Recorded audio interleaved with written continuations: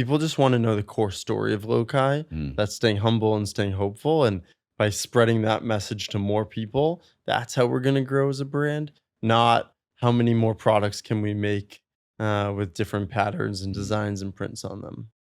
I'm Steven Izen, founder and CEO of Lokai. And on today's episode of Ever Forward Radio, we're talking about living a balanced life, how you do that through entrepreneurship, family, friends, fitness.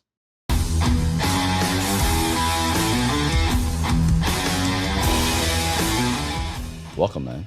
Thank you. Thank you so much for being here and making time and space to share your mission. The highest highs and the lowest lows, right? That's right. Please introduce yourself. Who are you and what is your mission right now, man? My name's Steven Izen. I'm the founder and CEO of Lokai, as well as another company, Elements of Balance, all about inspiring and helping people find balance in their life. Balance is a word that a lot of us hear and use. And I think some aspects of interpretations of balance can be very misleading. It's this thing of it's either one or the other.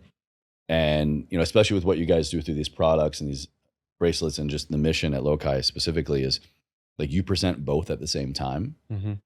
Life is the highest high and the lowest low existing simultaneously. It's just where are we on that spectrum kind of thing, at least my interpretation. Am I close to what you guys are driving at, or is that true? Or what? Yeah, and that's the impetus of where Lokai started. So about 13 years ago, I was on vacation with my family and friends at one of the highest highs of my life. And at that same time, that week, my grandfather was diagnosed with Alzheimer's.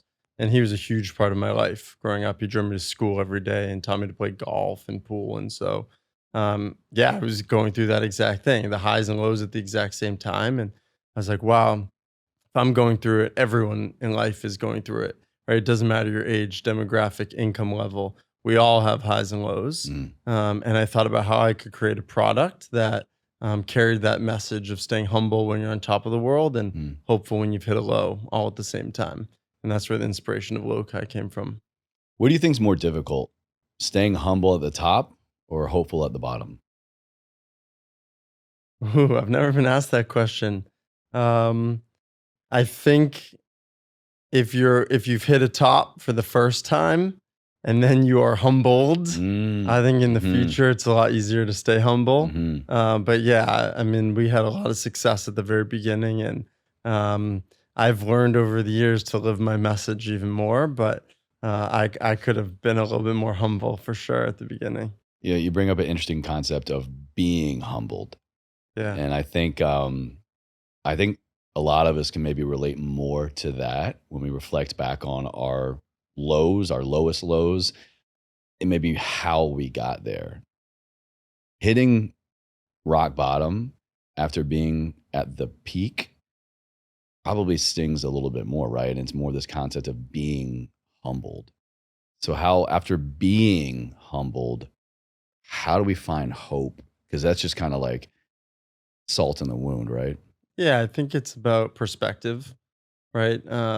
Think about what we're going through in our lives, and then you think about what other people are going through. And for me, giving back is a huge part of how I stay balanced, and one of the kind of cornerstones of Lokai as a brand, because whether you're going on a wish with Make-A-Wish Foundation or you're going and seeing pediatric cancer patients, like you are quickly put into perspective of how hard your life you think is and what you're going through versus what other humans and people are going through.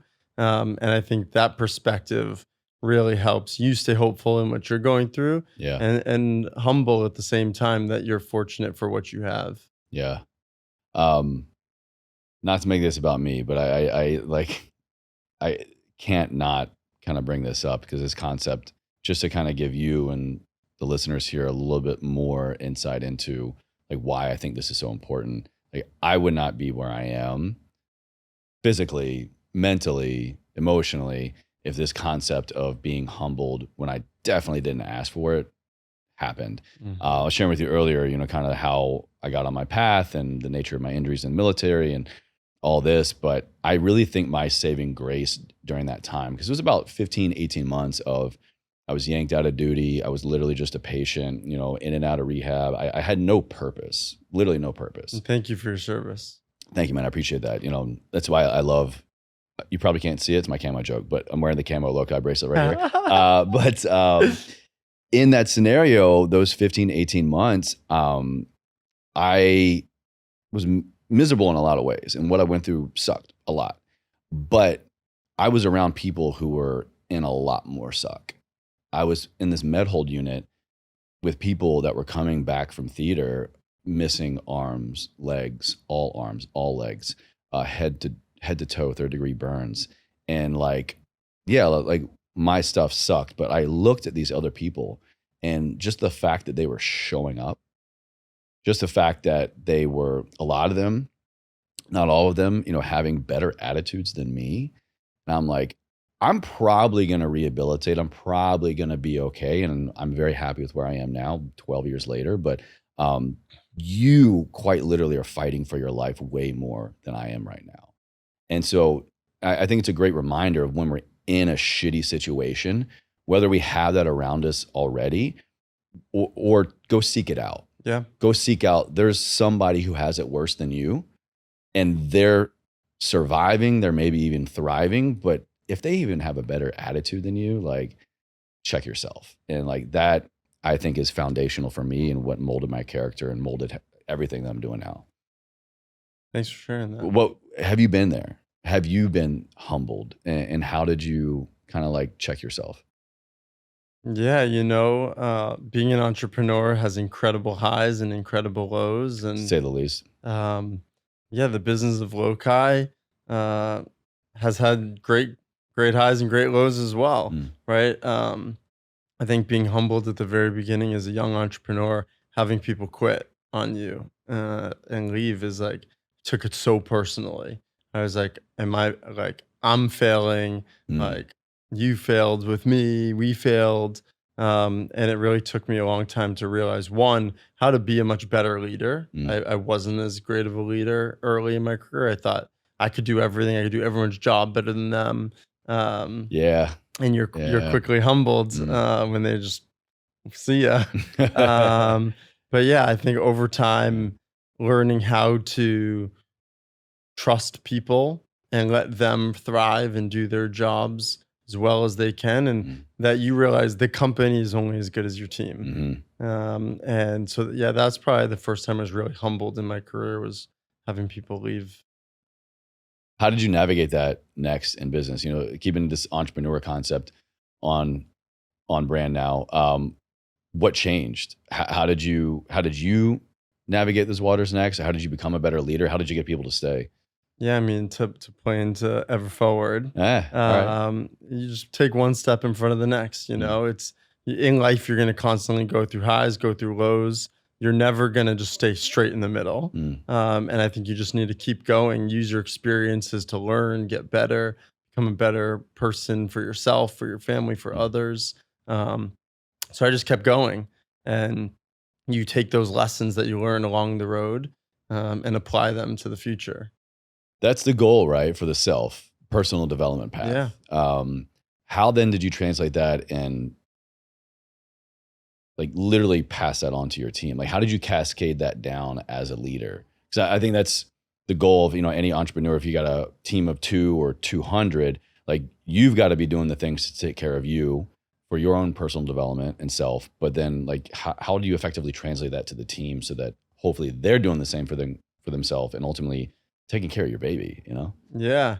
So one thing we actually just implemented a couple of weeks ago for the company was Balance Fridays. What's that? Summer Fridays, right? It's like half yeah, days yeah. on Friday. Everyone loves summer Fridays. I like New York for that. So we implemented it year round. So now, Really? Yeah, Friday, 2 p.m., everyone's off.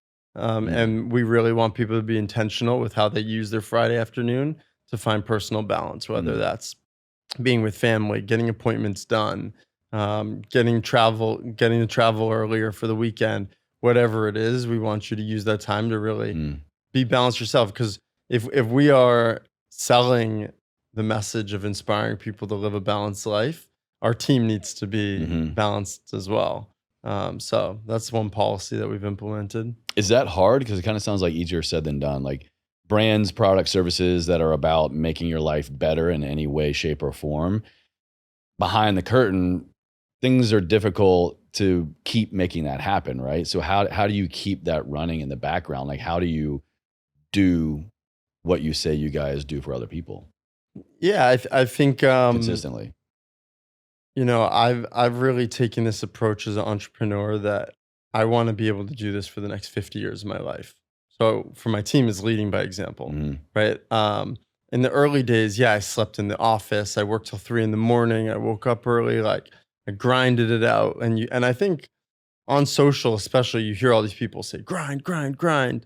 Like that's not sustainable. Mm. Um, Time and a place for sure. yeah, time and a place, but you can't do that for 20, 40, 50 years. Not all the time in every Right. place. Yeah. And so I've really organized my life in a way that I get a great night's sleep every night. Mm. I have a consistent schedule where I'm working out, where I'm with my kids. And then when I'm working, and I know that if I'm following this schedule, I'm able to sustain it and continue to do Mm. it week after week, month, year, and so on. And so I think same with the team, right? It's like there's always another email, there's always another call you can have at night. Mhm. But you can't get into that rat race because you'll burn people out, Mhm. yourself included. And I think what I've seen be successful internally for the company is when there's teams who stay for a very long time, Mm. right? It's like the amount of time it takes to onboard a new employee and get them integrated into the company and the brand and Mhm. Mhm. thinking creatively takes time. And so if people are turning over every year, every 2 years, like they're not building long-term strategies Mm. and plans and then executing them. And so like, yeah, we've seen a lot of success with the employees that have been with us for a long time. And so my goal is to create a culture where the Mm. employees don't burn out, find balance themselves, and are able to help build the company for the long run. Are employees now or team members now kind of helping make that happen? Are they helping facilitate more of that? Because I feel like work culture, whether you're in a startup or a Fortune 500 company or mom and pops, whatever, I feel like we're becoming more okay with voicing, I need more culture in the workplace. I need more work-life balance. I need more of these things where I am recognizing that these other things are helping me as an individual, but especially in my role and to better execute and even execute more consistently. Are Mm. you getting that feedback and or what advice would you give to somebody? Like what would you hope for someone at Lokai or in one of your businesses or a listener right now to really own, all right, this is what I need to say and how I need to say it so that I can support the mission, but also support my role and be here long term? Sure. I think we have a culture of people being very vocal and wanting to share how they feel. Mm. I think as a leader, you have to always listen to what everyone says. And then you have to decide what's realistic, what can be done, what can't be Mhm. done, and how you give that answer back to them. And it's all about balance, right? Mm. You can't always give everything because whether it's budget constraint, whether it's workload constraint, like Personnel, yeah, yeah. resources, yeah. Sometimes you have to find that balance, but trying to be fair with Mm. people, understand people's personal situations, um, and just work with people. Mm. How do you work with people? What does that look like? 'Cause it kind of sounds easier said than done, right? Just put them in a room, talk it out, figure it out, but effective communication in the workplace between employer and employee or even team member and team member, what does that look like? Ideally, what does it look like for you? Yeah, I think you have to be proactive about it, especially in the post-COVID world. Mm. We were in an office before COVID. Since then, we've become totally remote. Still. Still, yeah, Cool, no okay. office anymore. Yeah. Employees all over the Mm. country. And what I found is a negative with being remote Mm. is everything is a lot more efficient, including your interactions with your team Mm. members. Um, right, you get on Zoom, you have that Zoom call, starts, finishes, on to the next Yeah. one, the next minute. There's no like water cooler talk or hey, let's go grab a coffee or go to lunch or stop by your desk. So it's about being intentional with reaching out to people, setting time on their calendar, meeting with them, not having a specific agenda that you need Mm. to tackle, and just hearing people. And I also think it's about empowering your executive team to really manage and lead their teams. Mm. And so I try to do that the best that I can. What about a high? Well, what's the highest high you've had in your entrepreneur journey so far? So the answer might surprise you, but probably 5 or 6 years ago now, I was able to go on a wish for the Make a Wish Foundation, Mm. and I'm on the national board of the Make a Wish Foundation now. Wow. I wasn't at the time, but I got to go hang out with Cam Newton and Noah, who his wish was to meet Cam, Damn. and Lokai was able to make that happen, and just that weekend and experience and back to perspective and like the impact that you're having as a company on people's lives and giving them hope, it was just Mm. eye-opening for me. And so for me, it's the giving back. Lokai donates 10% of profits to charity. And we've donated about $9.4 million to different nonprofit organizations since we launched 10 years ago. Do you aim for highs? Do you I'm sure you're a goal setter and you have things that you're after personally, professionally. But are the highs for you always, I sought out to achieve this and I worked towards it and got it? Or do you find yourself kind of just experiencing highs that life kind of just presents for you because of maybe all the other work and opportunity that you're working towards and accomplishing? Yeah. As cheesy as it sounds, I try to enjoy the journey, Mm. not a destination, because I think if you like put a point out there in time, if you achieve it, like then you have to go set another one, and you're kind of chasing that next thing versus like, hey, like this is a company that can always get better in so many different ways. There will be certain highs and sometimes certain lows and other times. But how are we growing and becoming a better company all of the time? So, yeah, I'm not really looking like, hey, in 2 years, when we hit this number, I will then be happy. Right. Which If is how I used to think. Mhm. I used to think, hey, when we hit this revenue goal, like then I'll be happy. But then you get there and you're the same as you were Yeah, before. you got a whole new world of problems, and Yeah. like not even just problems, but you're not the same. You're not the same Totally. person when you reach this benchmark as you were when you started. So it's kind of so naive to think that, oh, what I think is going to give me happiness and success at this point is like, it just doesn't translate the same. Yeah, and so for me, my goal is really to live every day, every week, every year in balance. Mm. And the way that I look at my life is, hey, when it's my last day on earth and I look back, what am I going to be proud of and what am I going to regret spending time on, right? Because time is all that we really have. Mhm. Um, and so I try to break my time into a pie chart to, hey, family, friends, work, fitness, and everything else kind of gets pushed to the side. And keeping those things balanced is what I try to Mm. maintain at all times. Where do you think and how do you think current modern day entrepreneurs are missing the mark on that? Are they even aware, do you think, of the pie? Are they making certain sections too big? Like, where do you think modern entrepreneurs are going wrong right now?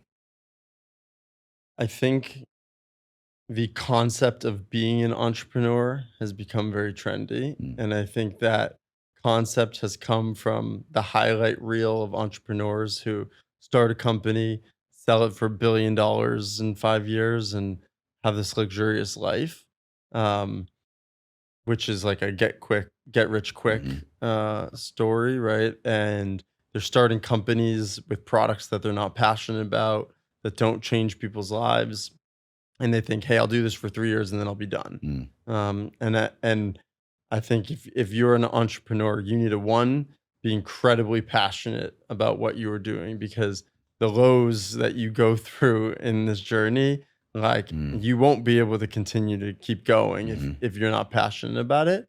And I also think the timeline in which you think you will start and end your company Yeah. is the worst mindset you can have. You bring up an interesting point. I don't know if it's just awareness theory or it's actually true, but I see a lot of companies now being sold and acquired like pretty quickly, a couple years. And I think I even talked to some people like that's the goal. The goal is like, I got an idea. Let me execute on it. Let me build it up enough to be sellable.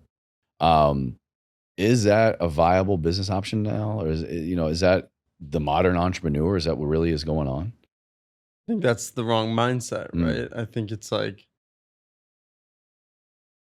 in my mind, you build a company because you want to do something to impact the world and the mm, people, not make money.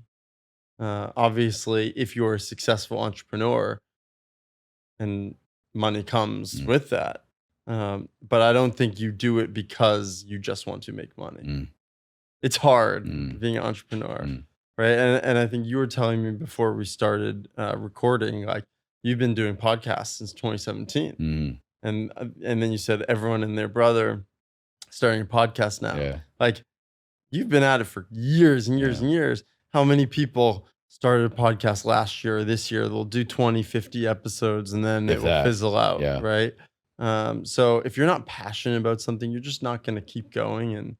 And it's a hard journey to go on if you don't understand what you're getting yourself into. So true, man. So true.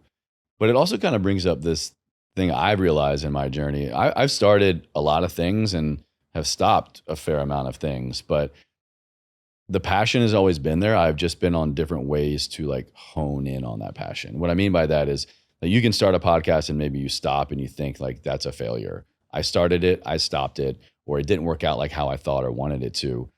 But if you use that as a stepping stone to, okay, I realized during podcasting, I really loved talking to people, or I really loved long format content or whatever. I'd be willing to bet there's a part of what you're doing that you're now deeming a failure that you should capitalize on, that you should use as a stepping stone to the next thing. Absolutely. Would you agree? And like, how can Yeah, someone kind of wrap their head around, I started it, I stopped it, but it's not a failure. It's a learning curve. It's a stepping stone to the next thing. totally agree. I think where that line gets blurred is if you're starting a business that requires a lot of capital Mm, and then you're raising capital from outside people and then you're determining when you're going to yeah, stop the company yeah, because you're not passionate about it yeah. or it's not exactly what I want to do, but you've raised a couple $1 million. Got to do something with Yeah. that.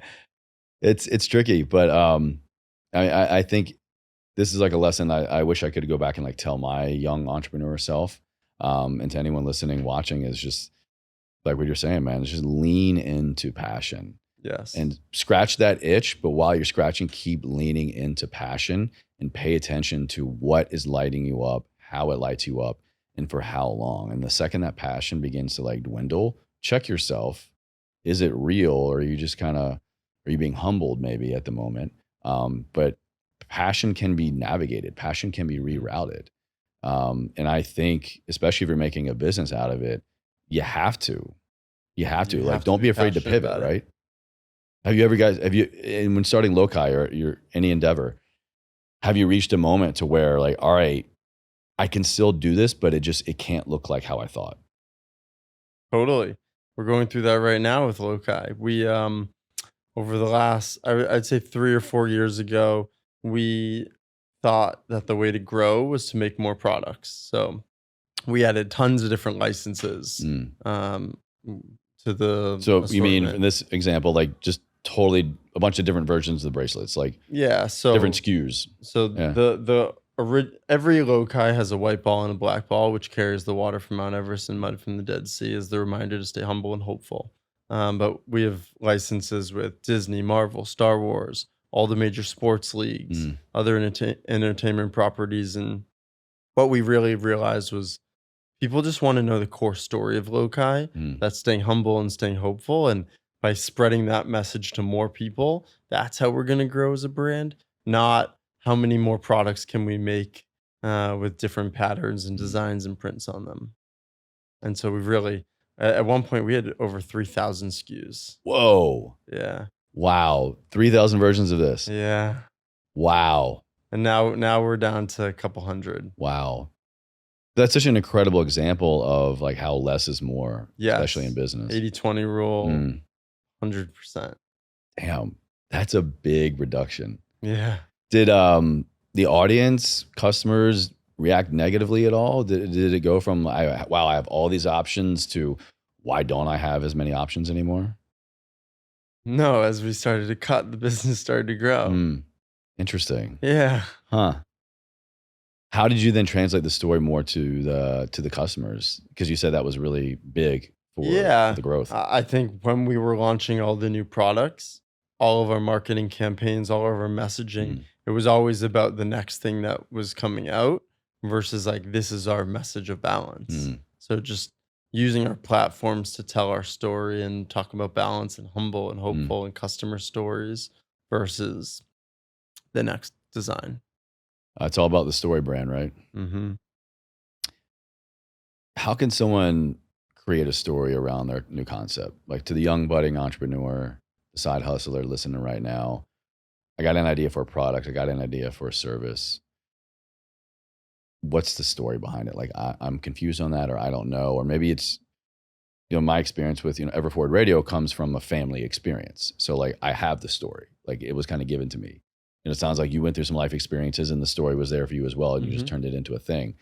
But sometimes we get ideas, right? And we just want to like create a product, create a service, and then maybe need to add a story on top of it. Is that even possible? Like, how can we go about creating a story brand around something we want to create? I don't believe so. Mm, I mean, I think the brand can have a story of what the product is, but hmm. I think the story of how you created it, you can't like fake that. It is what it is, right? It's Yeah. it's the truth of your journey as an entrepreneur. Um, I always come back though to product is everything, right? You can have a great brand, you can have a great team, you can have great sales, but at the end of the day, if your product isn't great, customers will stop buying it. They Mm, might buy it the first time because it looks cool, but then they won't keep buying. hmm. And so I think no matter what product or service, and a service is a product too, right? Um, is it great? Is it better than what else is on the market? Is it differentiated enough? Mm. Does it add value to people's lives and make them happy? So I always start there. What are you currently working on to add value and to improve people's lives? Is it something totally new that you can share with us, or a new addition to one of your current endeavors? Yeah, so we recently launched a beverage and supplement brand Mm, called Elements of Balance. A couple of years ago, we said, okay, we're Lokai. We're a brand about inspiring people to find balance in life by staying humble and hopeful. How else can we help people find balance mm. in an authentic way? Right? I didn't want to just write "Find Your Balance" on a hat or a T-shirt and be like, "This is our new product that balances you." Yeah, to kind of mirror what Yeah, you're it already doing. doesn't. Yeah. And so we learned about adaptogens and how, in high enough doses, clinical doses, they have functions that you can really feel and help balance your cortisol levels. And Yeah. so, um, again, we grounded those products in the science. We use clinical studies behind all of our products that we make. We have an energy, focus, calm, and Mm, sleep skew. And yeah, over the last couple of years, have really evolved those and spun them out as a separate business. Have hired some amazing people from mm. the beverage space because like I understood brand D2C, how to make Yeah. a great product, but I had no idea how to build ready to drink A little different. distribution and A little logistics. different. Yeah. It's funny time actually today as we're recording this today went live on the show, an episode all about adaptogens. Cool. My go-to resource, my girl, Danielle Ryan Broida, she's the chief herbalist and mycologist with Four Sigmatic. Oh, sweet. Yeah, They do an unbelievable oh, job. they're so good. Yeah. They were my entry point into the world of adaptogens and functional mushrooms like 7 years ago or so. Yeah, so I'll link that in the notes for everybody today. It's truly a masterclass in adaptogens. It's incredible. Would And love, like to would have them love in to drinks. chat with her. Oh, dude, she's a legend. She's Cool. so good. So how do you go from something you wear to something you to drink to the next thing? Because it sounds like the theme is, all right, I want to help people. We want to help people be more aware of the concept of balance and implement balance in a variety of ways. So you got something you can wear, you can see, you can have the reminder. You got something you can drink, you can literally feel it. Where else do you think people are lacking balance and there might be a need for a product or service? we got our hands full right Uh-huh. now. So though we're not working on anything else, but I think, yeah, the kind of pillars that we really care about is transparency, right? Trust, Mm. the efficacy of the product. Is it what we say it is? And obviously going back to like the quality of the product. Mhm. Another kind of pillar for us is creating great products that almost anyone can afford. Mm. So we don't want to be a exclusive, Right. high end, high expensive brand. We want to be for everyone, and so we've kind of created and designed our products for that. But isn't that kind of a what's the old adage? If you're serving everyone, you're serving no one. That's something I hear. Maybe it's more just specifically in like the service-based industry of like, especially I come from a coaching background, so it's like if I want to coach everybody, then how can I really help everybody? Because there's so many different types of people. Yeah, that makes sense. I think it's more about accessibility, right? Fair. Okay. Yeah. Yeah. We wanted the ability to be healthy, Yeah. um, to be affordable for Mm. everyone in the country, not just the LA, New York bubbles I that hear will you. spend $8 for a drink. Oh yeah, I'll go complain about the smoothie that costs $25, but I still do it. Yeah. How do I want to say this?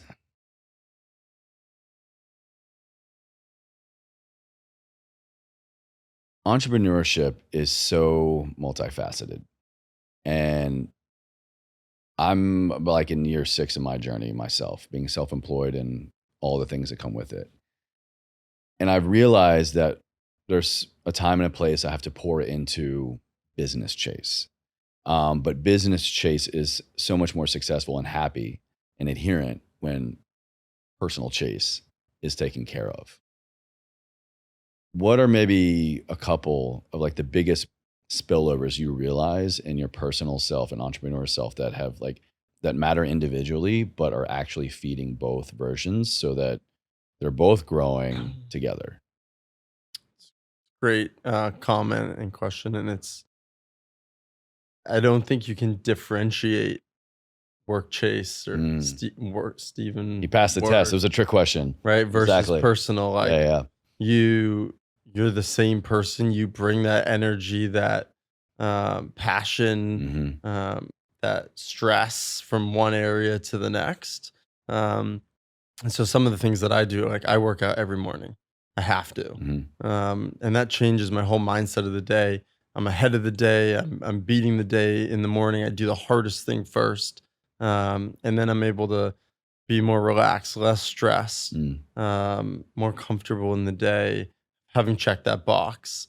Really like focus on date nights with wife. Yeah, Uh, absolutely. Yeah. Block out those hours for the kids.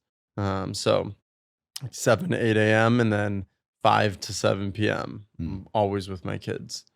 So things like that. And then I think the work side of things, you're not feeling guilty that you're not spending time with your kids or, Mm. oh, that you haven't Mhm. worked out and you're thinking about that. You can fully be focused and present Yeah. on work during Yeah. those times. What about just you time? And I guess you could argue, gym time is you time or your exercise of choice. Um, like I kind of I'll prioritize and carve out time to literally do nothing with myself, like take a walk or just a block of nothing time to just like quite literally sometimes just that. Do you have like a stillness practice, a quietness practice, a meditation, or like what does just Steven time look like? For me, working out is Okay. Steven Okay. time. I run a lot, cycle a lot, Mm. so those times to clear my head are where I have Yeah. Steven time. What pops up when you're clearing your head? What's maybe like a recent epiphany idea you had? Because for me, it happens all the time. But when Oh I'm just me, it's just yeah, like boom, boom, boom, boom, boom, that's when boom. the best ideas Yeah, can they're always the happen. best. Yeah. Of course. What's something recently popped in mind that you're like, damn, this is a great idea, or maybe something that you're executing on now that came from that stillness time? Oh, He's like, I tell you, but I have Balance to kill you. Fridays. Oh yeah, okay, that came from that. Yeah, Amazing. I think it came from that, but also from team Mm. feedback. But yeah, I think I like as an entrepreneur, you're not working 9 to 5, right? Mm. So you can work whenever. And so like Friday afternoons, I was like, all right, I'm gonna go for a ride now. And or like get to work on. I'm like, why do I get this, but my employees don't? And I Oh, need wow, big catch, this yeah. to find balance. So like, how are they finding balance if they're so? I think it's like, yeah, being thoughtful. What a guy. What a guy. What a boss. That's amazing. Um, what I've seen about with Lokai is you guys, I mean, you have incredible products, mission, but also content. We live in the content world. Well, content, you got to have it, right? For personal brand, for your business. What do you see working the best in terms of content supporting the business? Or what's kind of your content strategy? Maybe you're not as involved with it nowadays. I don't know, but maybe Yeah. in the beginning, like what was Uh, your approach to content, social media, video, photo, all these things to support your mission? sure. I think that all of the different social channels are tools to spreading your brand message, but really the people that are spreading that message are your customers, Mm-hmm. that are having an amazing experience Mm-hmm. with whatever your product or service is. So doing that really well, being great to your customers will allow them to spread your message a Mm. lot faster than you could. Um, and then I think, yeah, using the channels, but every month there's a new I platform that know, this is the man. hot I one that know. Yeah. so we think less that way, more about how we're treating our customers Mm. and giving them a great experience. Fair That if that response. answers Fair your question. response. Yeah. To answer it more deliberately too, I'd consider myself an introvert, Mm. but I'm sitting here with Here you we doing a are. Here we podcast are. because, Yeah. yeah, I believe that my voice is a great microphone for Mm. spreading the Lokai message and helping people find balance in their life. So, Absolutely, man. uh, jumping on podcasts. Yeah, yeah, yeah. Glad to have you here. I kind of think too. I think the more I've gotten into the content space, and I personally got my start in social media, internet things on YouTube. I started a YouTube channel, and I was that guy filming myself all the time, doing vlogs, day in the life, fitness, a lot of like men's style stuff. East Coast Chase back in the day. And I realized through going from YouTube to Instagram to podcasting, and all whatever else is next, TikTok. Um, I'm with you. It's made me realize like I do things publicly, but I'm a heavily extroverted introvert. It's like I love being on, I love doing this, and this is who I am. But like, yo, I also really love the nothingness and the stillness, and then Yeah. like just me time and like being off in a sense. I used to think when I would see other people in real life that I would meet, or I watch them on YouTube or listen to their podcast and I see them in real life, and maybe something's a little bit different. I used to kind of think that you're fake. You're not who you are when I watch you. And that was disrespecting them. I was, not understanding kind of like the method to the Mm. madness. It's not like I'm creating content to be a version of myself, or like I just want it to drive business. It's like there's a version of me that comes out and becomes more alive on these different platforms, and it's just a form of creativity. And I think the modern entrepreneur has to really tap into their creative side, even if they don't think they're creative or they're not tapping into these social platforms. You do what you do because that's a form of creativity, and finding the right outlet for it to exist in that time and space is crucial. But Hmm. also, like, don't discredit yourself or shame yourself when you need to be the opposite. They Yeah. all coexist. Yeah. And I think people tend to focus on the things that they're really good at Mm, and shy away from the things that scare them, make them nervous, they're not good at. And I think it's facing those fears mm, and working on those things and doing those things that you maybe don't want to do or want to put off that will make you a great mm. entrepreneur. And great person. Like you're Yeah, saying, they both got to coexist. I absolutely. think that would be my kind of biggest lesson if I could go back and tell myself, like, Chase, you don't need to compartmentalize as much. Like, Coach Chase, podcaster Chase, social media Chase. What's a common thread? chase. So like be yourself and Yeah. allow all versions of yourself to coexist, but just you've got different outlets for kind of different ways. Mm-hmm. Well, leaning into the hard things is what we're all about here on Ever Forward Radio. And it's the mantra that was instilled in me by my father and my whole family. And, this show is now just kind of an extension of that. But like I was sharing with you earlier, it's a great time for me now to ask this final question, because this is when I really get to take my life and my mission, put it through the lens of like how you live yours, and kind of share in this mantra a little bit with you. So ever forward, when you hear that, man, what does that mean to you? How do you live a life ever forward? It means keep going, taking one step in front of the next.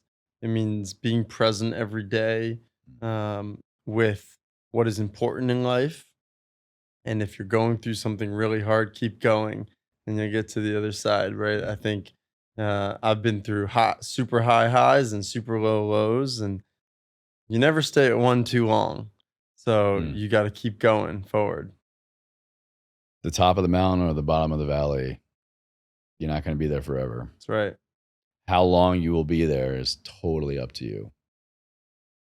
And the mindset you have while you're going through it. Mm-hmm. Mm-hmm. It's okay to know that you're at the bottom. Yeah. Going through it, and what are you proactively doing to get out of it? Exactly. Well, dude, this has been so good. Thank you so much for making time to come down here and share the mission with Lokai, personally, professionally, just kind of like what makes you tick as a person and entrepreneur. It's been great, man. Thank you. Thanks for having me, Chase. Yeah. Oh, well, before we sign off, we have everything listed for everybody down the show notes and podcast notes, but Sure.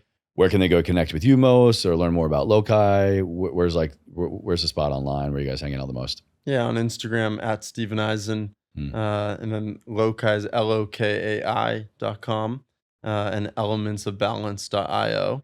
We made a code podcast15 for Oh, great, cool. for all the listeners. Awesome. Thank you guys. Swoop it up.